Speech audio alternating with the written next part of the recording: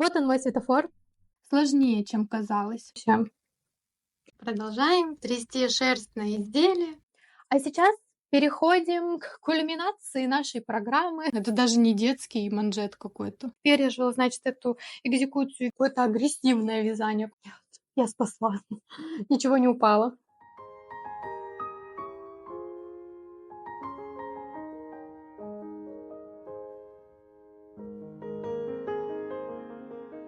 Привет всем! Меня зовут Лиза, и я вновь рада встречать вас на своем канале, посвященном вязанию. Он так и называется «Любить вязать». Я по-прежнему восхищаюсь тому, что наступила весна.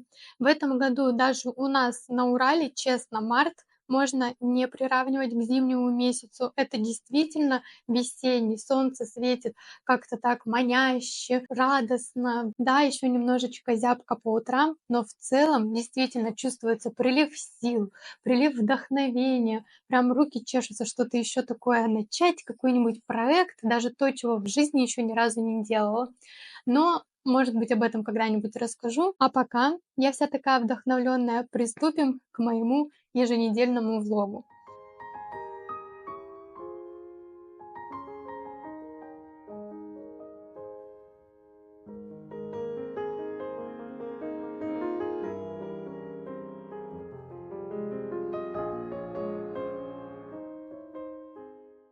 Собственно, это третий выпуск моего вязального влога, который выходит еженедельно и в котором я делюсь своими работами, проектами, планами, покупками и прочим, и прочим. В прошлом выпуске, если вы его еще не видели, то можете посмотреть, ссылка в углу экрана, но поглядите попозже.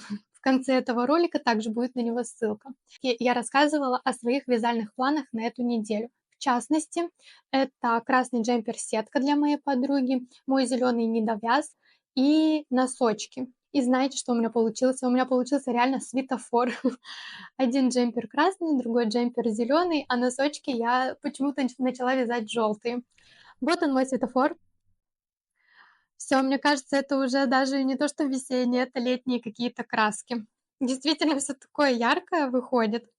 Если честно, то на этой неделе у меня получилось прям какое-то агрессивное вязание, какой-то хардкор. Я вязала не останавливаясь, и больше повторять такое не собираюсь. Вся неделя прошла действительно вот в положении сидя в кресле перед сериалами. У меня отстегивается спина от вязания носочков с непривычки чулочными спицами номер 2. У меня болят пальцы безумно. Все выходит красиво и интересно мне этим делом заниматься, но слишком много. Получается, я отнеслась к этому как к работе. То есть я гналась к тому, чтобы выложить контент. Получается, не щадя себя, забывала покушать. В общем, все эти прелести вязания, когда ты полностью с головой окунаешься в процесс, забываешь есть, пить, спать и прочее, и прочее. Откладываешь встречи с друзьями под предлогом, что у тебя какие-то срочные дела, а на самом деле ты просто тухнешь в кресле перед сериалом. Ну, вообще. Короче, это весеннее обострение. Я думаю, что я с этим немножечко завяжу и следующую неделю провяжу в более спокойном и расслабленном ритме, чтобы действительно получить какое-то сказочное удовольствие, которое мне доставляет вязание, и не буду гнаться за тем, что же мне выкладывать в первом выпуске. Вот, коротко о том, как я двинулась на YouTube. Ой, простите, пожалуйста. Ну и переходим к тому, что же у меня там навязалось в ходе этого агрессивного вязания, так сказать. Погнали! У меня небольшой котопад. Это один. Серость, да? Красавчик. Серый красавчик, видите, какой он? Кучерявенький. Кучерявенький. Отдыхай. Итак, у нас тут с Бабаем ровно с одного моточка пряжи получилась вот такая уже красота. Продолжаю. Да, мы продолжаем. Конечно же, мы продолжаем трясти шерсть на изделии, но бодаться, да, пришел. Молодец, молодец. Ах, какой же ты шерстяной. Ну все, видите? Я его подушка просто. Да, удобно тебе. Ну, самое главное. Можно дальше поснимать? Я не хочу тебя чесать. Шерстушка. Что на сегодня с красным джемпером? В него я ввязала 2 моточка пряжи. Длина увеличилась не очень значительно. Ну, день потратила, что один день потратила, получается, на один моток, что второй день у меня ушел на вывязывание второго мотка. То есть вроде рисунок простой и легкий, но время-то все равно отнимает, конечно, да. Так, я потеряла спицы. Сейчас, если случится при вас такая беда, и у меня все упадет со спиц, нет, я спасла. Ничего не упало. А то я, да, я такая. Я вечно что-то спускаю с спиц, а потом знатно так, как сапожник, матерюсь. Почему-то здесь, пока сижу, вот, смотрю, что на экране цвет, конечно, не такой, не такой. Вы бы видели. Ну, хотя вы его видели в прошлом моем влоге. Он такой огненно-красный, красивый.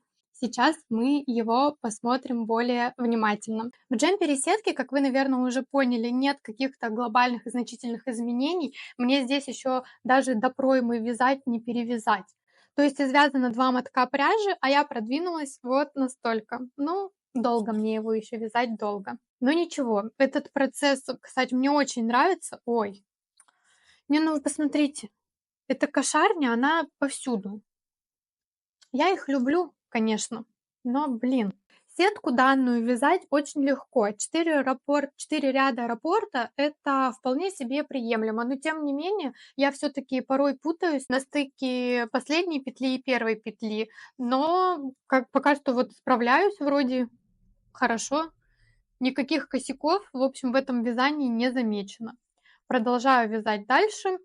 Мне кажется, что я связала опять-таки плотненько и не уверена, что это получится именно 46 размер. Ну, говорить, конечно же, рано, потому что еще и ВТО покажет, растянется, не растянется. Но мне кажется, что сетка все-таки должна немножечко растянуться. То вот на данном этапе я замеряла, у меня получается 48 сантиметров. 48 сантиметров это, считайте, с учетом свободы облегания маловато для 46 размера. На этой неделе я вряд ли займусь красным джемпером, поэтому откладываю и расскажу о нем значительно позже. А сейчас переходим к кульминации нашей программы. Это мой зеленый недовяз, который все сложнее и сложнее будет называть недовязом. В моем журнале у него рабочее название «Зеленое яблоко», поэтому с сегодняшнего дня, пожалуй, остановлюсь на этом названии и вычеркиваю из своей жизни слово «недовяз». Так, сегодня на календаре среда, 6 марта получается, и сегодня я занимаюсь своим зеленым недовязом. Нашла, значит, свои записи, и записи я веду не очень хорошо, не очень тщательно. Ну, по крайней мере, раньше я, видимо, так делала. Сейчас-то я записываю каждую петлю лишнюю, которую наберу, уберу, добавлю, прибавлю нечаянно, и что-нибудь с ней сделаю. В общем, все-все фиксирую на бумаге, чтобы потом вспомнить. Особенно, что касается парных деталей, таких как рукава. Здесь я по данному рукаву поняла, что вязала его без убавок, потому что у меня сколько раппортов у проймы, столько же и перед резинкой. Сами сокращения сделала, убавки сделала уже перед непосредственно манжетами. Ну и здесь набрала такое же количество петель и провязала один полный раппорт. Вот он 60 рядах у меня получается. Вяжу на спицах троечки, напоминаю, это стопроцентный меринос. В 3 нити получается 500 метров в 100 граммах. Это Зегна Баруфа. Надеюсь, что я правильно произнесла. Пряжа очень мягкая, к ней действительно так приятно прикасаться. Вязание приносит неимоверное удовольствие. Я даже вот сейчас вот его вяжу и понять не могу, я почему тогда забросила-то это дело. Вот. Единственный у меня еще вопрос по манжетику. У меня получается здесь 88 петель, и я сократила ровно в 2 раза. У меня на манжеты 44 петли. По замерам образца это, ну, прям должно быть идеально. Но сейчас вот он выглядит таким узким, таким смешным. Это даже не детский манжет какой-то получается. Ну, посмотрю все таки после ВТО. Если что, то сами манжеты я исправлю, сделаю пошире, если будет такая необходимость. Еще что у меня здесь было: у меня не была закрыта резинка. Сначала я закрыла ее промышленным способом иглой, и я даже старалась не затягивать, но, говорю, здесь, видимо, все дело в количестве петель, слишком уж маленький. И способ закрытия иглой, он подстянул прям, ну, стал не эластичным край, и я решила все это дело распустить, вернуть назад и закрыла, эластичным способом с накидами. И перед изнаночной петлей делала накид, и перед лицевой делала накид и закрыла. И теперь получилась такая свободная. Но здесь тоже не обошлось без косяков. Так как на резинку я отрезала ниточку в том количестве, которую, ну, как правило, обрезаю, это примерно 3 обвития, и хватает резиночки, то на способ с накидами мне не хватило. И теперь у меня здесь есть предательский узелок. Ну, я пока, говорю, веду узелковую жизнь.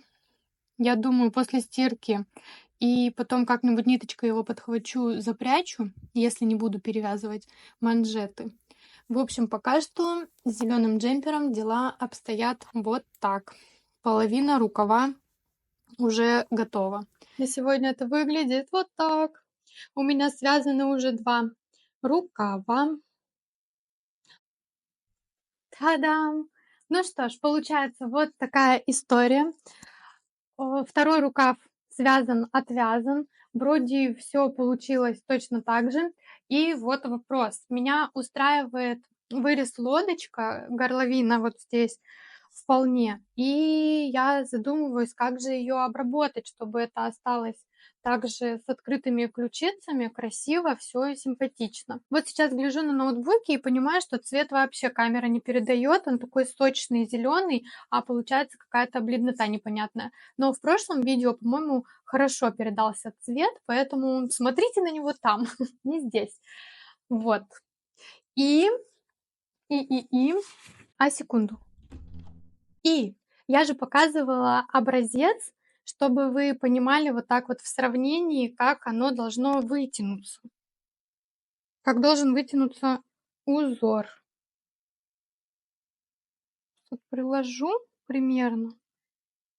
То есть здесь вот это вот ажурный треугольник с накидами.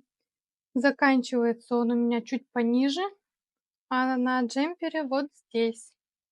И также вот эта вот непонятная фигура, которая на самом деле по схеме должна быть бантиком, тоже получается где-то где-то где-то она побольше, чем есть у меня. Поэтому я рассчитываю на значительное вытяжение по длине и думаю, что рукава тоже должны встать на место. Рукава, кстати, всегда в изделиях у меня в дальнейшем вытягиваются и становятся длиннее. И слава богу, я люблю длинные рукава, чтобы они прикрывали пальчики. Но не всем же такое по душе. Кто-то, наоборот, любит, чтобы даже косточку на запястье не закрывала. Вот. Но у меня сейчас они, конечно, не знаю, это даже не 3/4, это даже я не знаю, какая длина. И вот после ВТО я рассчитываю на значительное вытяжение данного изделия. Получается, сегодня-завтра я обвяжу горловину. Все таки я думаю остановиться на рачьем шаге, но, возможно, придумаю что-то иное. И покажу уже в следующем своем видео, что же получилось. Пока что вот. Давайте запомним его таким, потому что на самом деле здесь ВТО будет сюрприз. Хорошо или плохо, не знаю. Мне вот сейчас, кстати, вот комфортно. Как раз вот у меня джинсы заканчиваются на талии и начинается джемпер. Ну, может быть, чуть-чуть подлиннее, а так меня вполне устраивает картина. Вот. Кто-то мне предлагал убрать рукава, кто-то предлагал связать рукава другим цветом, но я Решила остановиться все-таки на таком варианте. Пусть будут два одинаковых рукава, а там уже посмотрим, чего ждать. Вот. Итак, сейчас на календаре четверг, 7 марта. И сегодня я занимаюсь носочками.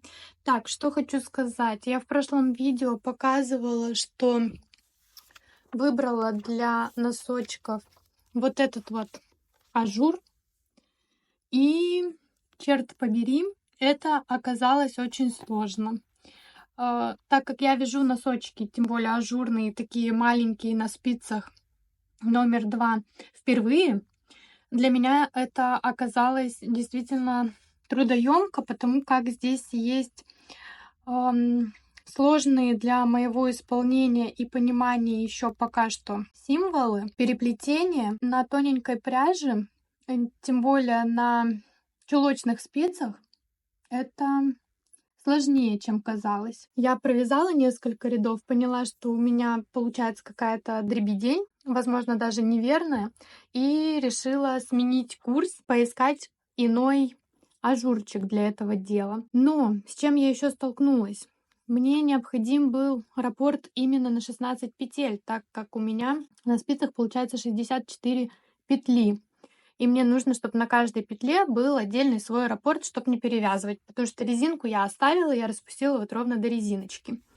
И я остановила свой выбор на подходящем вот на этом ажурчике, собственно, и начала. И на самом деле, мне кажется, получается замечательно. Так, напоминаю, я вяжу из хлопка с вискозой 50 на 50 от Пихорки. Пряжа называется жемчужная. И посмотрите, какая прелесть у меня выходит. Ой, я вообще прям в восторге. Я так рада, что это получается. Мне кажется, очень симпатично. Может быть, на камере недостаточно передается, но пряжа жемчужная. Почему она жемчужная? Потому что она с таким отливом небольшим. Переливается прекрасно. Ну и вообще такая довольно приятненькая. У меня готов, значит, паголинок. Резиночка здесь 2 на 2. Причем резиночка не просто 2 на 2, а одна лицевая петля провязывается скрещенной, а другая обычно. И вот такая выразительная получается. Не знаю, насколько, конечно, она будет форму держать. Хлопок же все-таки. Но я думаю, для первого раза пойдет. Как довяжу, посмотрю, расскажу. Вот, немножко резиночки, паголинок, и у меня уже вывязана пятка. Пяточка. Такая тоже получилась выразительная. Здесь я один ряд подумала, может, послабже повязать, поэтому у меня тут очень заметно, как это выглядит, не симпатично. Но для первых носочков сама себя прощаю. Значит, как я вязала пятку? Вязала ее лицевыми петлями, но одну петлю снимала не провязывая, вторую провязывала. Одну снимала, вторую провязывала. Изнаночная сторона, все петли изнаночные. А в лицевом вот одна снимается, одна провязывается. И получается вот такой узор. Вроде как считается, что это усиленная пяточка. Блин, на камере вот это вот плоско меня, конечно, сейчас смущает. Ну ладно, пусть живет. Здесь пятка подкова на 32 получается петельках. В середине оставила 6 петель и далее укороченными рядами, пока не вывязала все 32 петли, пока они вот не вернулись обратно на одну спицу. Вот, продолжаю. Мне кажется, очень симпатично. Откладываю до следующего дня, когда вернусь к вывязыванию носочков. Вот такой вот бомбовский результат. Вообще весь день вязала, не останавливаясь, потому что меня это так затянуло. И закончила, наверное, в час ночи. Итак, вы увидели, на каком этапе я оставила свой носочек. Сейчас покажу, что же удалось вязать, когда на носок выпал второй день его вязания. Уна моменту. Вот и он, прошу любить и жаловать. Паголинок я уже показывала, усиленную пятку тоже. За второй день вязания, это получается вчера, что ли, я его вязала, я вывязала клин подъема. Я вывязала вот такой, вот видно треугольничек от пяточки и от передней части. И продолжила вязать по кругу. Получается, на верхней части, то есть на 2 спицах, на 32 петлях у меня узор ажурный. Продолжаю его вязать вплоть до носочка, когда уже буду закрывать мысок, по-моему, это называется, да?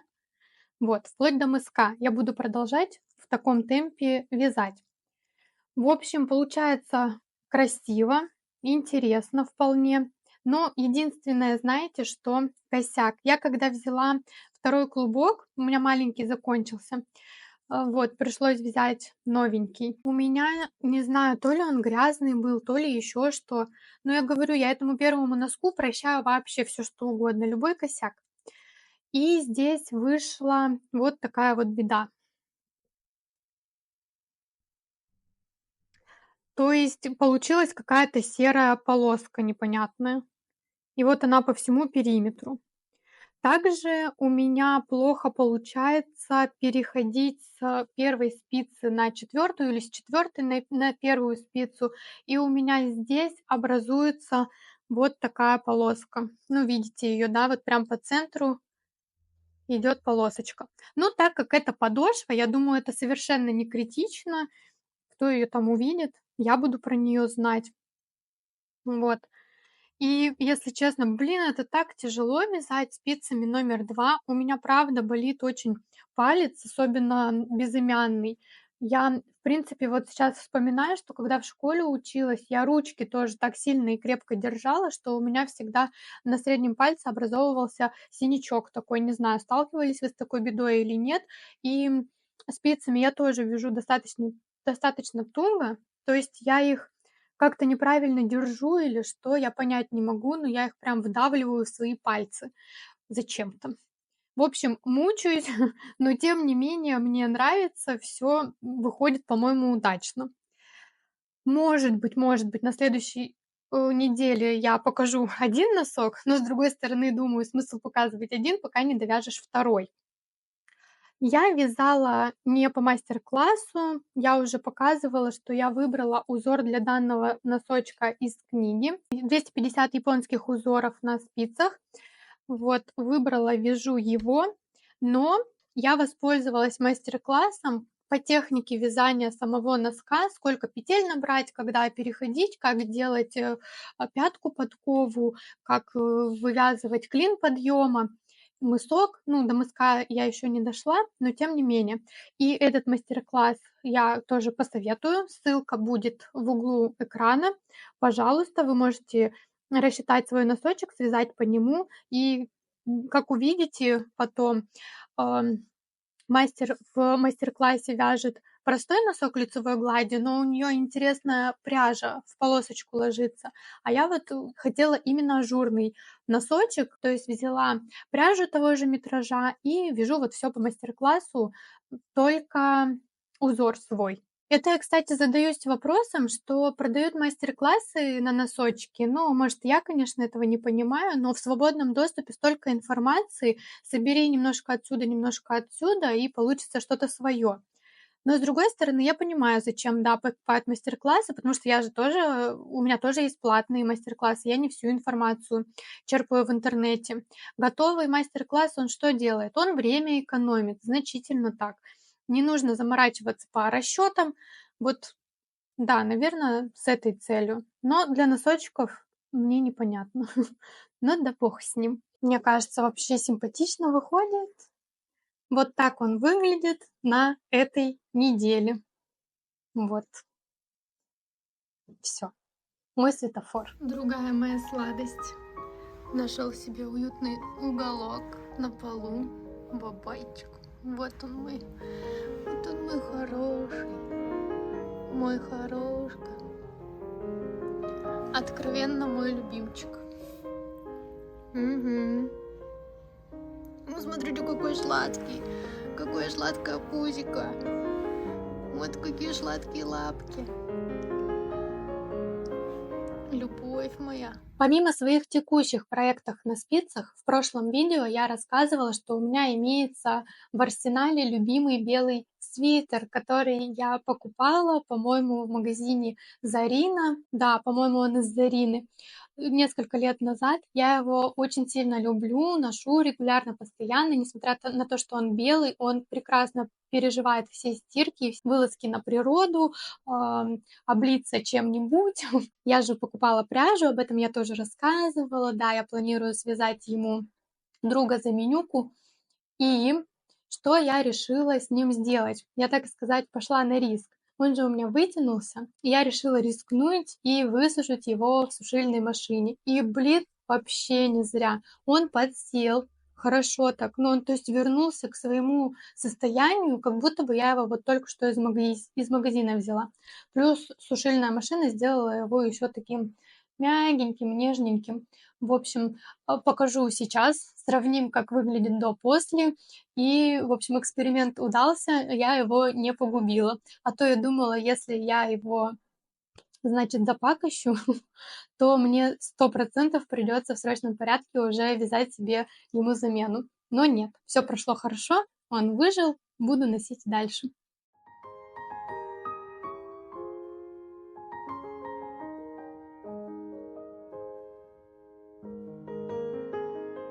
Ну и вот мой белый свитер, купленный в магазине, который после сушильной машины пережил, значит, эту экзекуцию великолепно, подсел по длине, незначительно, но по ощущениям прям очевидно. То есть раньше он мне даже как-то попу прикрывал и постоянно из-под куртки выглядывал. Сейчас он стал, конечно, покороче. Единственное, что бы я отнесла к минусу, это то, что рукава по ширине тоже подсели. Ну, то есть видно, что они не такие уж и свободные.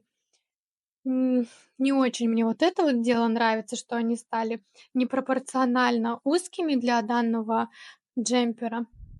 Но, короче, на самом деле не повторяйте, но в моем случае получилось вполне себе неплохо. Буду носить и любить его дальше.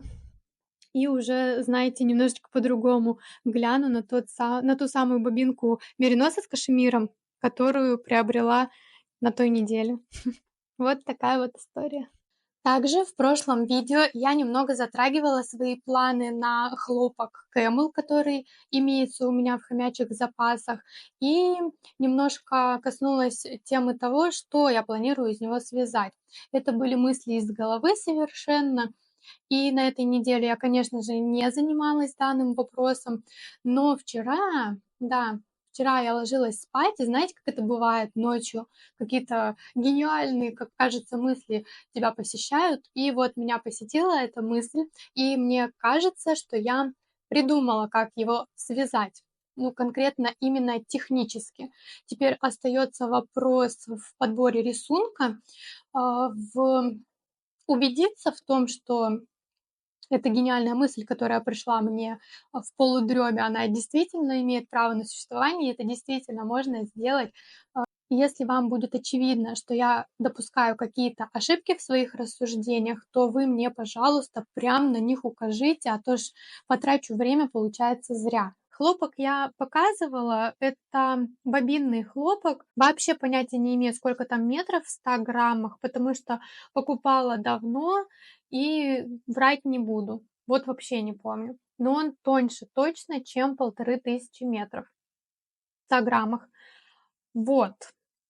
И я хочу вам показать, что я придумала, хочу обсудить и зарисовать эскиз. Но сразу предупрежу, рисую я, предупрежу, предупредю, предупредю.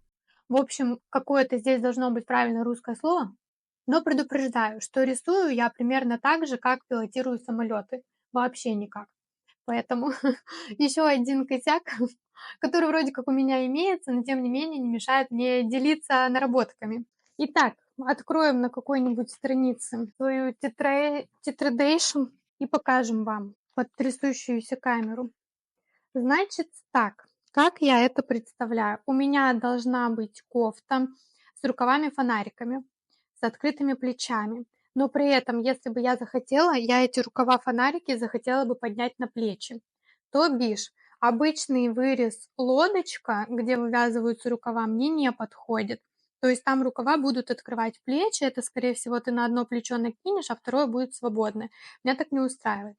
Поэтому что я там в голове вроде как сообразила? Я набираю по кругу петли, необходимое количество, бежу в круг изделия, делаю убавки на талию, потому что я хочу немного приталенный топ, практически без свободы облегания какой-либо. Далее я делаю расширение к пройме. Обратно добираю необходимое количество петель. Все. Здесь я разделяю, получается, изделие на перед и спинку и вывязываю половину рукава в привычном понимании, половину проймы. То есть если обычно я вяжу там 18-20 сантиметров до скоса плеча, то здесь это будет, соответственно, 9-10 сантиметров. И закрываю петли горловины по переду и закрываю петли горловины по спинке. Они у меня не смыкаются в этих местах. Нет плечевых соединений как таковых. Далее, чтобы связать рукав-фонарик, как я это понимаю, я набираю петли по переду и по спинке из пройм, половин пройм, добираю петли воздушной цепочкой или как это там происходит. Ну, то есть добираю необходимое еще мне количество петель, вот, замкнула круг, все, набрала на рукава. Бежу, значит, с расширением рукава фонарики, и потом заужаю их к тому месту, где они у меня будут кончаться. Вот. Такая история. И остается придумать, как обработать вот эту длинную, так, вот эту, получается, у меня будет вот эту вот историю, чтобы туда засунуть резинку, чтобы это с меня все не слетало и держалось. Потому что, как мне кажется, если я обработаю края именно вывязыванием резинки, то это не подойдет, все равно будет слабенько. Поэтому, наверное, в подгибку и какую-нибудь маленькую резиночку я бы туда вставила. Как вот на моем оранжевом платье, в котором, повторюсь, я восседала на стуле в прошлом видео. И далее уже я решаю, собственно, оформление самого изделия. Мне хочется здесь сделать какую-то обманку, жгут или не жгут, как будто бы у меня талия осиночка. Вот, что-то такое. А спинку наверняка резинка 2 на 2 будет по спинке, вплоть до самого верха. Ну, что-то такое уравновешенное. Ну вот, зацените мой рисунок, мою идею и скажите, в том ли направлении я двигаюсь, так ли я думаю, так ли, о том ли, так ли это делается, или, или что-то я опять не догоняю, не понимаю. Итак, мы с вами обсудили вот такую историю, вы посмотрели на мои умопомрачительные художественные таланты. Надеюсь, что у меня получилось с помощью данных набросков донести ту мысль, которую я хочу связать на спицах.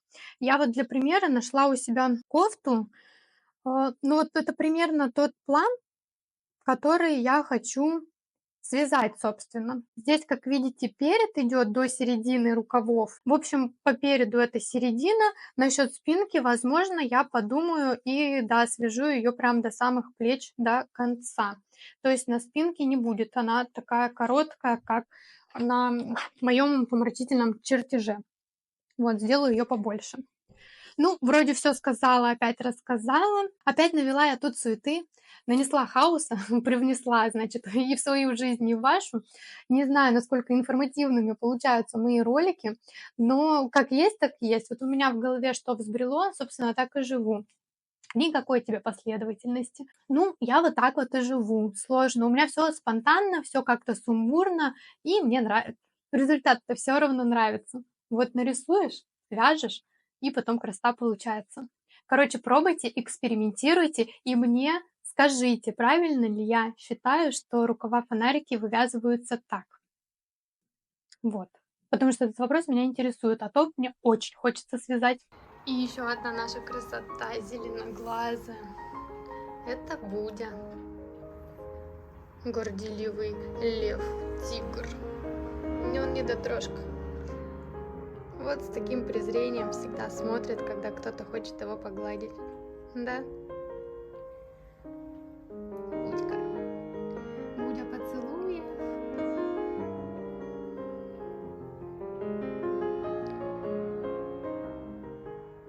И подводя итоги, хочу сказать, что эту новую неделю я вряд ли буду так активно вязать, потому что мне, как девочке, хочется почистить перышки. Я планирую сходить в парикмахерскую, посетить стоматолога, на гигиену сходить, обновить маникюр, педикюр, в общем, все вот такие вот темы.